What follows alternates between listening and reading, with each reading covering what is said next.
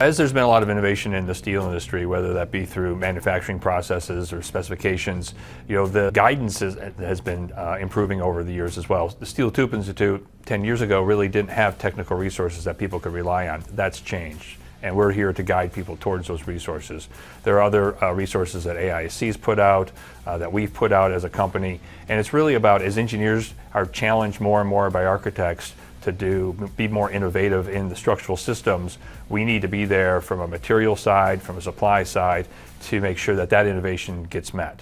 And we support that innovation. Changes in the industry can sneak up on you, whether it's, if you're doing a large building with a lot of repetitive connections, but now you have, connection software that's going to allow you to design those more effectively, that can have a very big impact on what otherwise seems like the same rectangular building that would have been built decades ago. Under the skin, there's a lot happening, whether it's just offering new shapes that we do, larger sizes, new ways to connect things that, when you add them all together, it may still look like a rectangular warehouse, but it's actually a very different building than it used to be.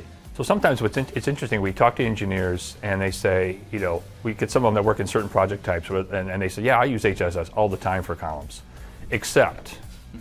And then they get into the exceptions. And a lot of times those exceptions are, well, when we're doing a large warehouse and that requires an expansion joint, along the expansion joint where we have to do double columns, we use wide flange because that's generally going to be a moment frame, some sort of lateral system, and it's just easier to do it that way. And so I challenge that and ask them, why is that? And they said, usually it comes down to the strength and stiffness and the larger sections. And so having the jumbos available gives people another choice. And then it's also, as we innovate on connection types, as we start to look at how do we do connections differently, with incorporation of the Shuriken, or looking at other moment frame technologies that are out there that play well with the HSS, I think that people need to just be exposed to that to say, your exception is valid, but now we have new resources and new tools that maybe you don't need to think about something other than HSS in those situations. So when it comes to making choices about using HSS or using structural steel in general, it's so important to stay up to date with the specifications that are out there. ASTM specifications, which are the main backing, if you will, for the manufacturing of steel products, are modified and changed. You may not have realized that ASTM A500 grade B isn't produced in North America anymore. And so it's about staying up to date with those changes and realizing it. A500 grade C is the product that's made in the United States, and that's the product you should be designing with.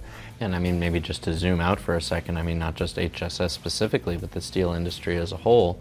Again, there's this perception that construction doesn't change much, but within, the steel fabricating world, there's been huge advances in automation. A shop today looks very different from what a shop 20 or even potentially 10 years ago might have looked like.